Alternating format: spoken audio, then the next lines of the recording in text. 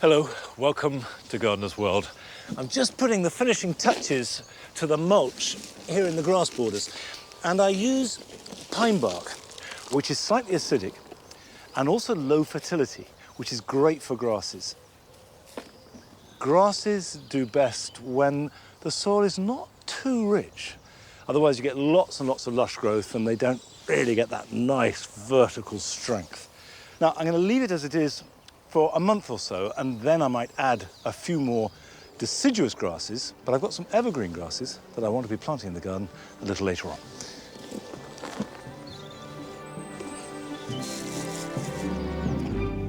On today's programme, Frances sets out on an exciting new venture as she makes a start on her new allotment in Kent. And we pay a visit to RHS Wisley to be dazzled by their wonderful collection of alpines.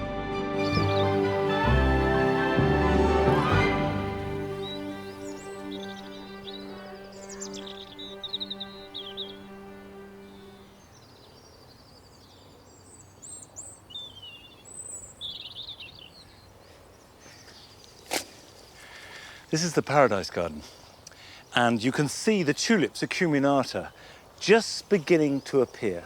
Sort of lovely, long, slender flower head. So now is a really good time to plant some grasses, because if I leave it too long, there's a risk of damaging the tulips. If I had done it earlier, there would be a risk of planting over the top of the tulips. So I wanted to see where they were, but when they were as small as possible. Now, I'm using a grass called Stipa tenuissima. Stipa tenuissima is one of those grasses that is incredibly silky and soft, both to touch and to look at. It'll grow maybe half as much again and grow wider, so you get quite a strong plant that spills out like fine hair. It's a great edging plant along a path or a border. But I'm going to plant it in a matrix system, which means spreading it out. Now, matrix planting is something that is mainly done with grasses, but in principle, you can do it with anything. And it really takes the idea that you take one key plant and it creates a backdrop across the whole area. So I'm just going to start placing them in between the tulips.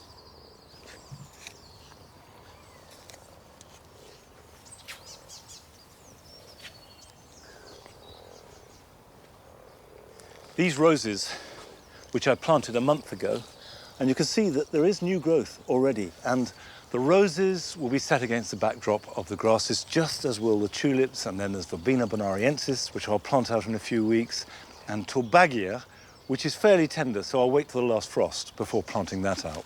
So the idea is the grasses stay constant, but the colour will change with the seasons.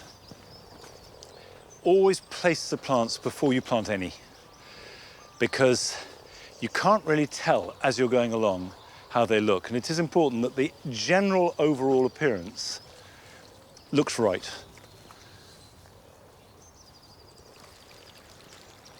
Once you've got the plants where you want them, it's simply a question of popping them in the ground. Now you can see that the soil is covered with white speckles. That is actually grit. And we dug in a lot preparing the soil because steepers really need good drainage if they're to thrive and don't like sitting in the wet, particularly in winter. So if you want them to last, you've either got to have naturally good draining soil or add plenty of drainage.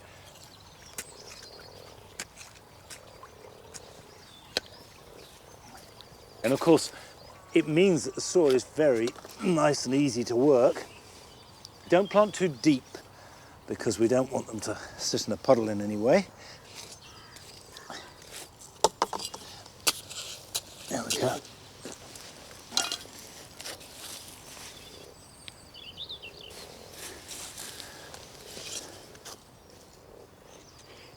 That is one bed planted. By the time I've planted all 4, that will be over 100 of these steepers in the ground. Now, to buy them would cost at least £250, but I grew them all from one packet of seed that cost about £2. And if you're feeling a bit intimidated by growing something like a grass from seed, perhaps this will give you heart to give it a go. because I sowed these exactly a year ago. They were ready to plant out by September. So in 6 months, I had at least 100 plants. So what I would say is don't just grow your own, sow your own. Save yourselves a fortune and have huge sense of satisfaction and pleasure as a result. Now this garden will slowly develop and I will share that with you as and when it does. But if you want colour right now, whatever the weather, the best place to go must be an alpine house with all its jewels of colour. So we went to RHS Wisley to see the alpine house there, where we were shown round by Peter Goodchild, who is in charge of it.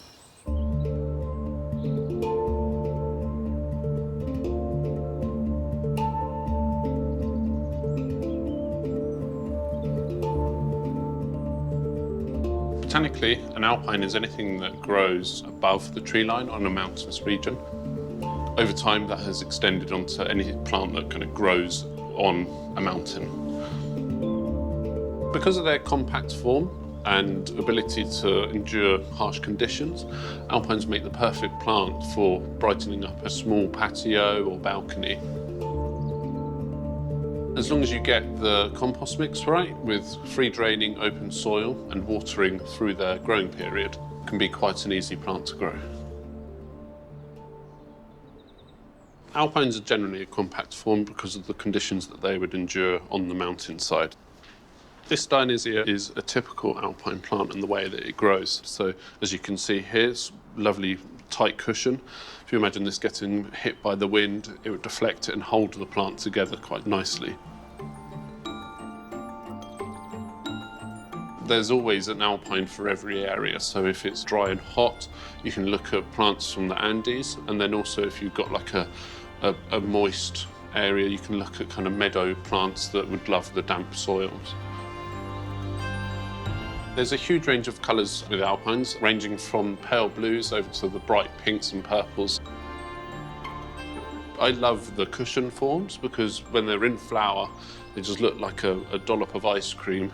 They're the perfect plant really to add a splash of colour into grey patio or balcony area. My favourite alpine is the Primula allioni. I grow the primulas at Wisley here, so the primula collection is close to my heart. They're just such a tight cushion, and when they're in flower, they're so beautiful with their pink flowers. And you get some white varieties as well in there. At Wisley, we grow the alpines in sand. We call it a sand plunge, so that it helps regulate the temperature around them in the summer, so we can keep the roots cool if we've got hot summers like we've just had. And then in the winter, it kind of does the reverse. It helps stop them getting too cold. Also, they're in porous terracotta pots, so it will help them absorb the water around them without directly watering the plant. We keep them under glass to kind of regulate their watering, and then we add in fans to help the wind go through them, and then this helps kind of dry out any of the moisture that might be on the foliage, which would encourage rot. Growing alpines in your block of flats is a kind of perfect situation because you've got high-rise buildings, you've got the wind going through them, and then you've also got cover from the balcony above or the roof. If you were to try and grow an alpine at home, I would say to try the Scilla bifolia. It's a beautiful little alpine bulb. What you need to do is try and give it as much drainage as possible, so add in grit into your soil so it doesn't sit in winter wet. Saxifrages are the perfect alpine to grow at home with the range of colour that they come in with, whites, pinks and yellows. They're readily available, and their mound forming is what people think of when you think of alpines. They want more kind of shady position with moisture around them. They don't want to sit wet, so you want that kind of free draining soil. If you've got a sun-baked wall that you want to brighten up, Lewisia cotyloideum is the perfect plant for this. They love to get that kind of early morning sun, and with the range of colours that you can get in the cultivars, from kind of deep reds to purples and pinks, they're just beautiful out there. The flowers extend, so it kind of brings the flower out away from the wall, and they love to be sat on their side, so they're just perfect for walls. Ascari macrocarpum is perfect for scent. They have a wonderful banana scent, beautiful yellow flowers, and to grow them at home, you'd need a dry, sunny position, free draining, and they want to be protected from heavy frosts. I feel that everyone should try growing alpines. With their compact form and beautiful flowers, there's an alpine for anyone's garden.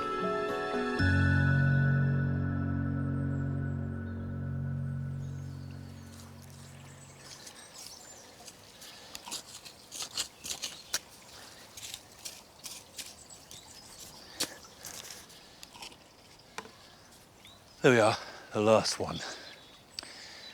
The Alpine house at Wisley was somewhere that almost changed my whole approach to gardening, because I was there some years ago filming, and it was a bitterly cold day. And I took refuge in the Alpine house and was blown away by the intensity, both of the colour and also of the individual plants with their shape and their presence. There is something, despite the diminutive size, that has real stature. Now, I've finished planting these, and in a couple of weeks' time, we'll go to the next stage and plant out the verbena, and hopefully these crab apples will be in blossom by then. But the key thing, this is going from being a garden that I'm making to a garden that is, that exists. And that's exciting. Good girl. Nige, come on, here. Good boy.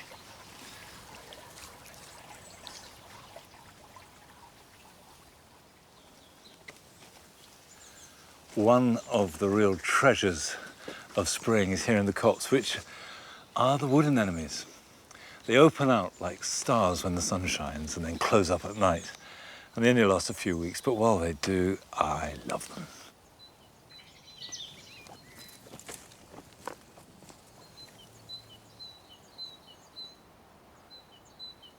I'm sure that you all know that this Sunday is Mothering Sunday. Now, I would suggest that the present that any gardener would want more than anything else is a lovely pot. But rather than just giving a pot, why not plant it up so it's a kind of living bouquet? But all these plants can go out into the garden, where they will look fabulous next year, and the pot can be pulled back into service for another arrangement that will last through the rest of the season. And what I want to do is plant up a real spring selection. If you have a large pot like this, you will have a large hole in the bottom for drainage. You need to protect that by getting some crocks that are curved. An old pot is obviously ideal. So I'm going to cover that over. Now, you want a general purpose compost, peat-free. Certainly always use fresh compost. Don't recycle potting compost, because the goodness will have gone out of it and there is a slight risk of spreading diseases.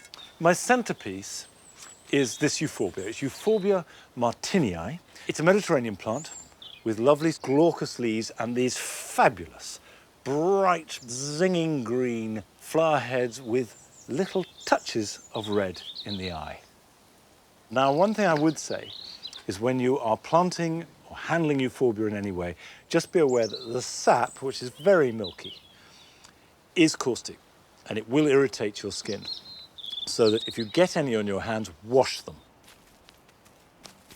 So that will be my centrepiece there.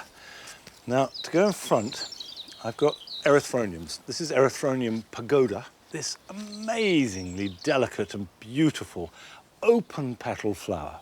This is a woodland plant. So immediately we're putting together two plants that would never grow together. Doesn't matter two hoots, because this is for effect and we just simply want to use the colours.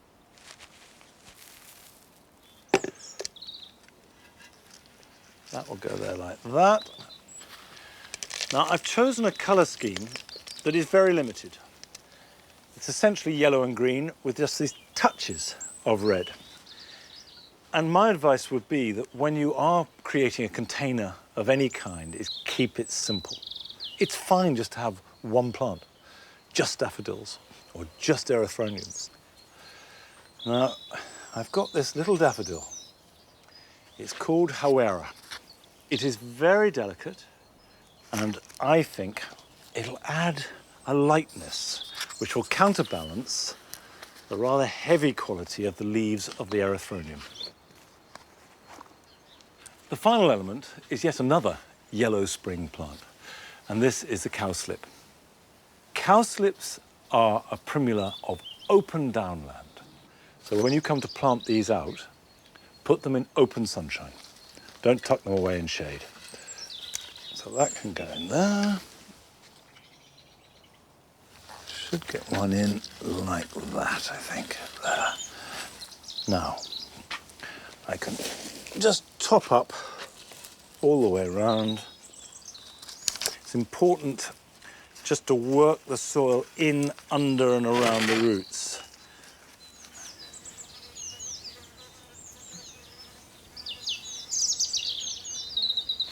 And what we have is a lovely pot. We've got beautiful flowers that are fresh and spring-like. They don't naturally grow together. They're a little bit overcrowded, but that doesn't matter. This is a display that feels right in its season, and I think would make a lovely gift for any mother anywhere.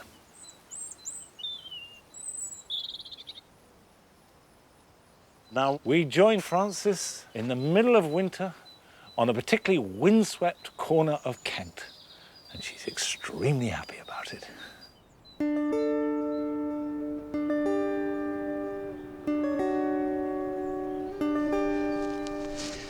Last year I had a fantastic time sharing an allotment in Bristol with Luke.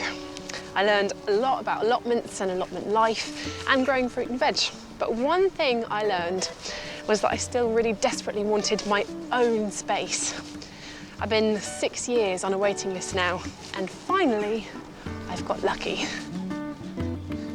And this is my brand new allotment. After searching and waiting some more, I discovered a site very close to the town where I grew up in Kent. The plot I've inherited is a half plot, which I thought would be a manageable size, but it's actually huge. It's 21 metres by 8 metres, so it's going to be a lot of work. But it comes with some very good points. It's in the middle of the lovely Kent countryside with lovely views, but also, and more importantly, it came with a shed, and the shed was complete with tools, so that's a really good bonus. There's a lot of grass and a lot of brambles, but there are also 4 blackcurrant bushes and 3 gooseberry bushes and a rhubarb. It all needs a bit of love, and I do have some exciting plans for this plot. But before I can start planning or planting anything, I need to clear the grass, brambles and weeds. Ideally, I would like to rotivate, but that depends on what kind of weeds I find. So I've been making these holes and just investigating what's here. So I know I have some horsetail up at the other end of the allotment, but this is looking worryingly like couch grass.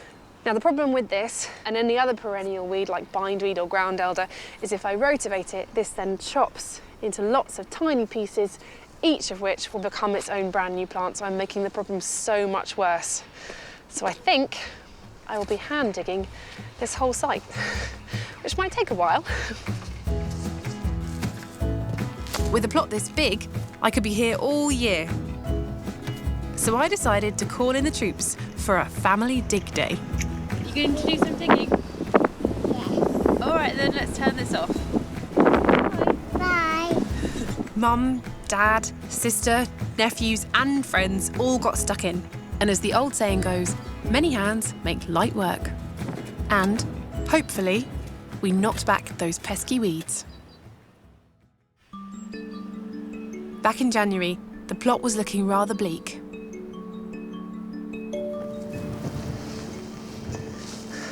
It's now 8 weeks since those cold winter days, and there are signs of spring everywhere. And with the sun shining, I've even managed to persuade my dog Rua to come and join me out here. But he's a sensitive soul, so he still needs his jacket on. Plenty has changed in the last couple of months.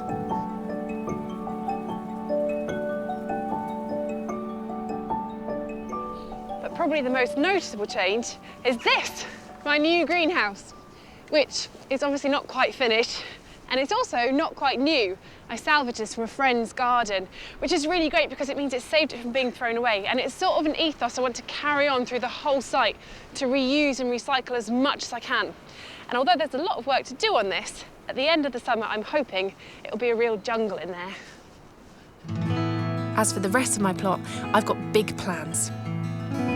The top end is my working area, with compost and seed beds. Along one side, I'm going to create a cut flower bed.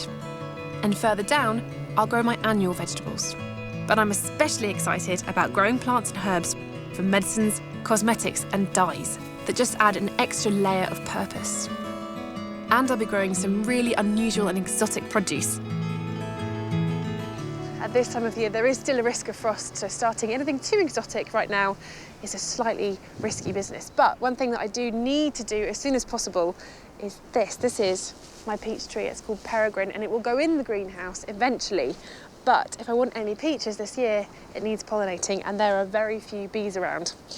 Now, I'm not actually going to do this today because it's really blustery, and I'm really worried that if I take the pollen off the stamen, I'll lose them and I won't get any peaches. But what I will be doing in the next day or two is using just an ordinary, soft, quite fine paintbrush to take the pollen from the tips of the stamen, where you can see it's slightly yellow.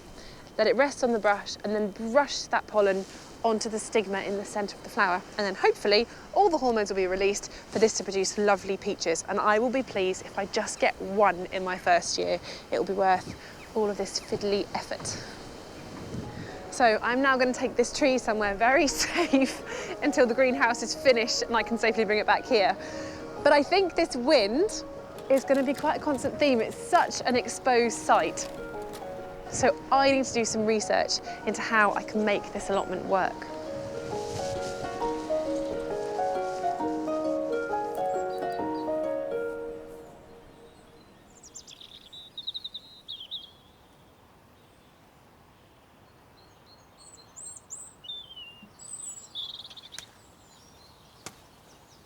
I do feel for Francis with the wind, because when we first came here to Longmeadow, this was a completely exposed bare field, and the wind whipped in. One of the very first things I did was to build some fences and then plant within them. Now, we will be returning, obviously, to see Francis' allotment at various stages throughout the year, but also she wants to come and visit you on your allotment. So if you've got a story to tell or you think it's really special, then do let us know. If you go to our website, you'll get all the instructions on how to contact us. Now, I'm picking, for the first time this year, purple sprouting broccoli. This was sowed a year ago. This is the very first harvest, and it will only go on cropping for another month at the most. So it's got a very limited window, but it is completely delicious. It's in fact one of my favorite vegetables of all. You pick it when it's that small, but this is a rare seasonal treat, something you eat for the pure luxury of it.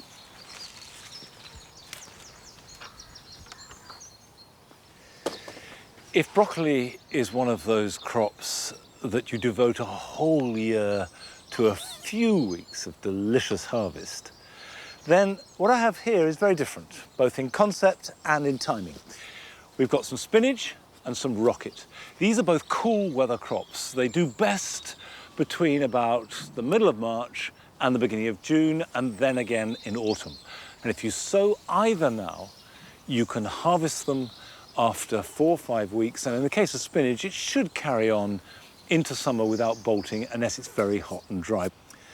What I've done is sow these indoors, prick them out into plugs. So what I've got are nice, strong plants. And that's quite important if you're growing plants where you're harvesting the leaves and you want to come back for more.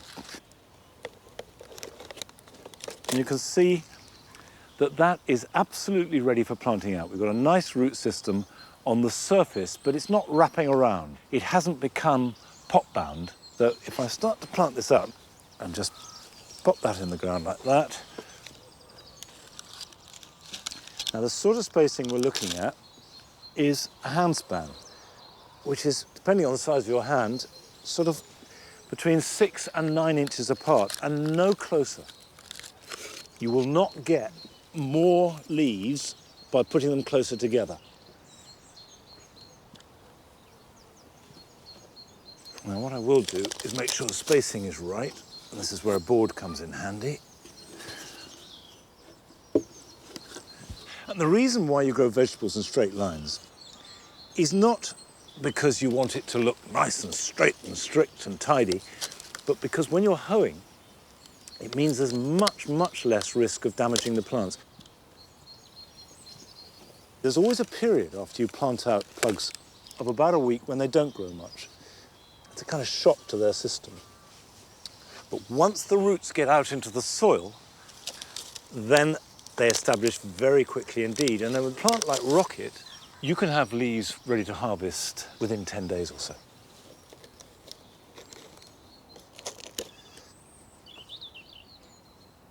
One tip, that even though spinach and rocket like masses of moisture and they shouldn't dry out, that doesn't mean to say that they don't like good drainage. This is why raised beds are so good.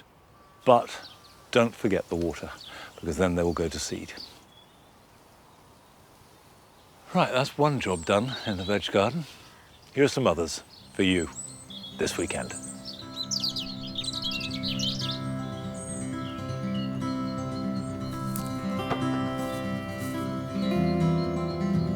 If, like me, you sowed green manure late last summer, then now is the time to dig it in. Dig the top growth and the roots well into the ground. This will quickly decompose, and in a couple of weeks' time, you can sow or plant directly onto it and receive the benefit of improved soil structure and extra nutrition.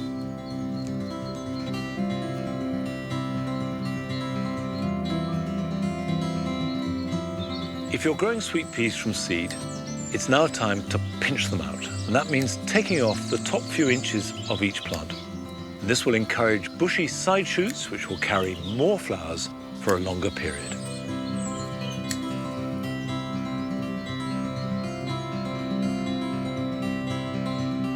If you grow mophead or lace cap hydrangeas, now is the time to prune them.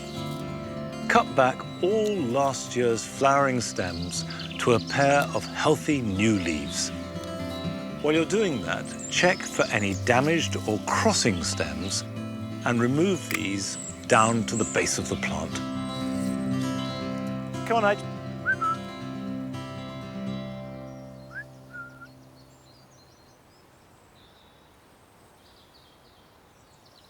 Here in the writing garden, the snowflake, which looks like a giant snowdrop, and the white daffodil thalia are just beginning to take off. And thalia, which is one of my favourite daffodils, is elegant and simple and has a lovely fragrance. And it's a really good place to come and end the day. And to end the programme, I'm afraid, that's it. But I'll be back here at the same time next week. So until then, bye-bye.